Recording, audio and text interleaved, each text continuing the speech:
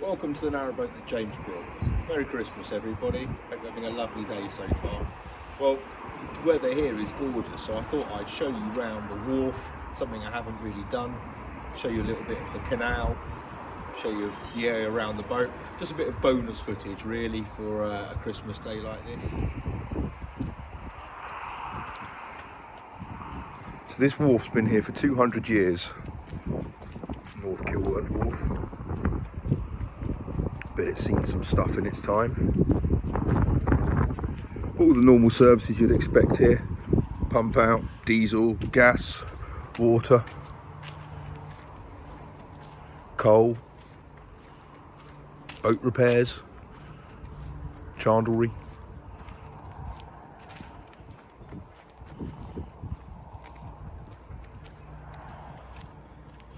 There's the slip lane there, one of two here, where they lower the boat into the water on a trolley. And here is the wonderful painting shed.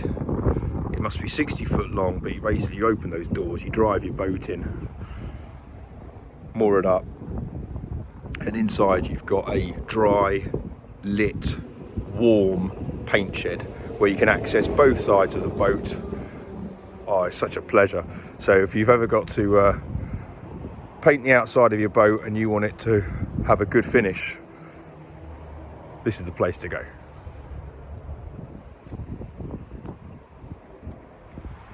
So this here is the Leicester arm of the Grand Union Canal, and the idea is I head down this way and kind of turn right before I get to Welford.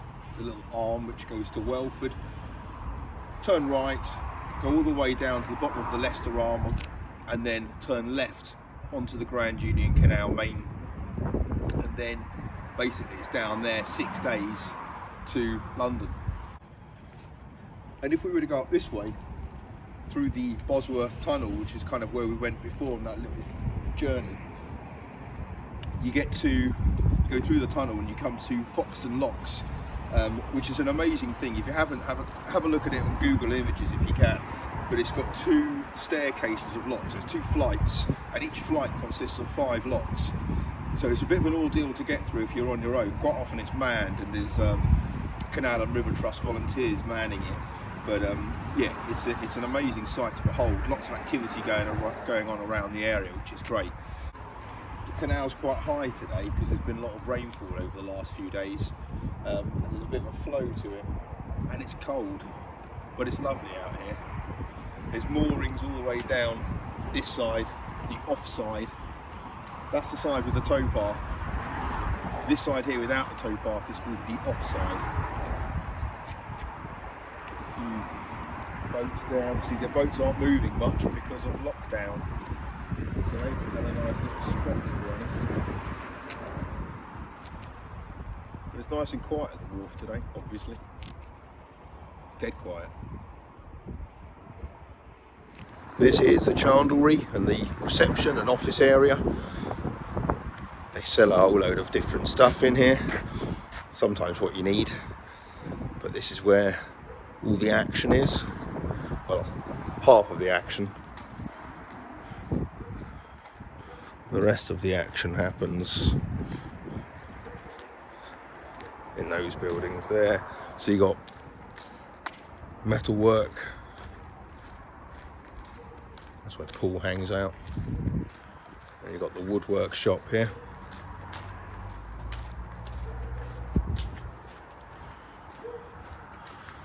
There's the new neighbour that got delivered the other week.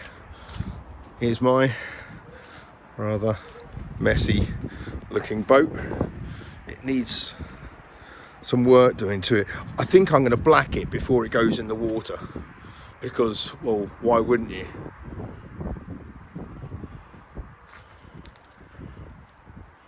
I need to have a sort out round here.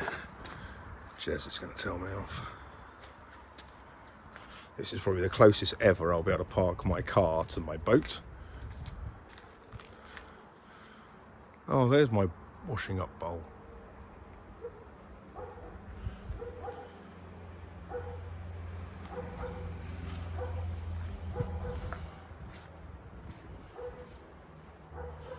Still needs a bit of a clean up.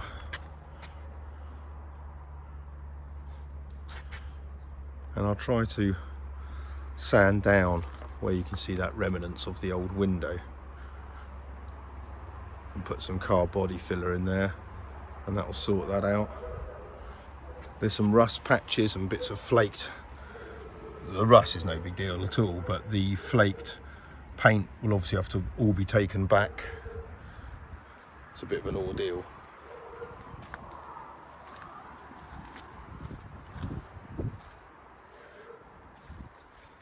Actually, it's a massive ordeal, because you'll see here, if I was just to sand everything down and apply some more of this, which is undercoat, you'll see the various coats there. So there's some red oxide, then there's red top coat, green top coat, and then someone's gone over it recently with undercoat. That's grey primer.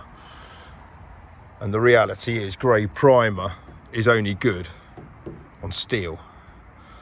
That's why it's all just flaking off, and even that red may have been a top coat and not a red oxide. Yeah, that's probably exactly what I'm talking about. That is top coat and not red oxide, and that's why it flakes. So it needs to be taken back.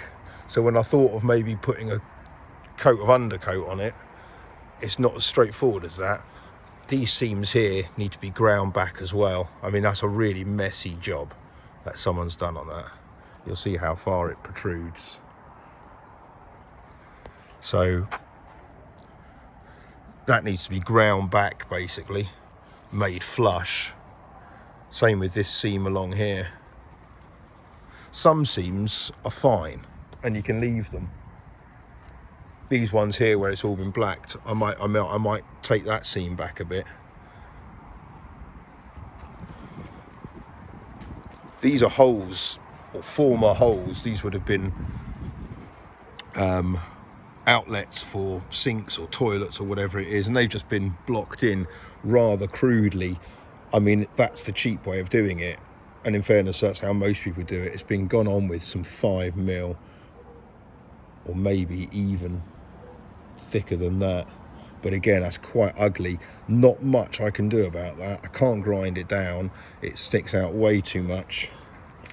But it is what it is. It's not the end of the world.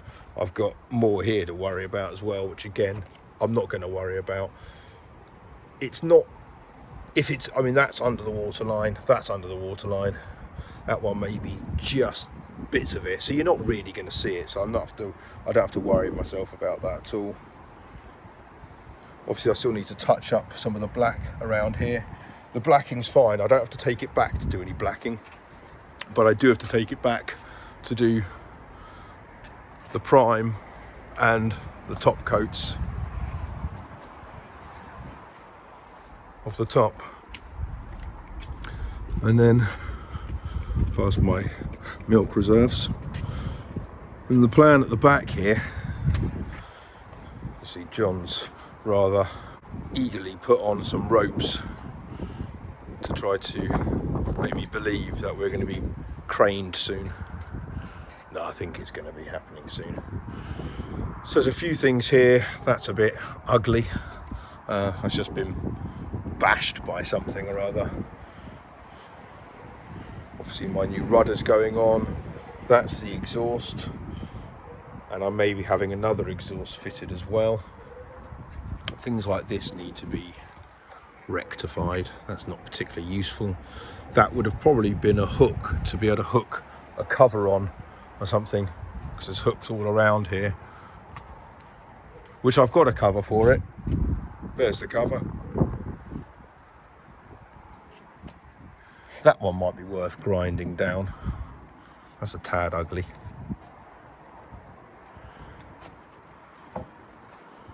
Probably get rid of those bricks. I wonder if I can just sneak a peek at the new boat.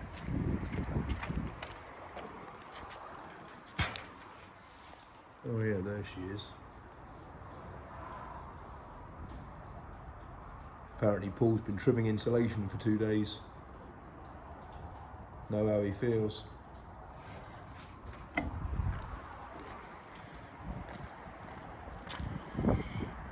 Okay.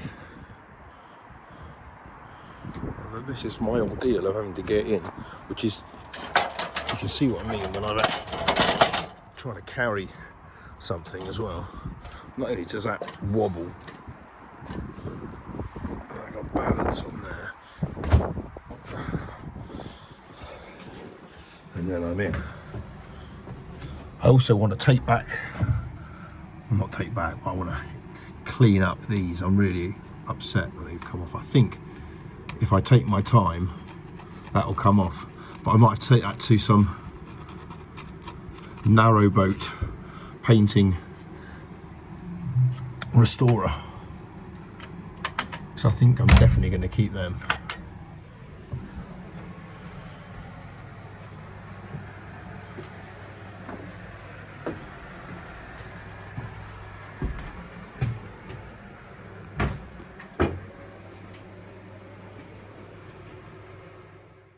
Well, thank you so much for watching, and once again I do wish you a very, very Merry Christmas. Thank you so much for your support and good wishes and company during all of this. I hope you managed to have a great Christmas with some joy and peace. I'm about to tuck into this, and I will be back on the boat in a day or two. Look after yourselves. Take care. Bye bye.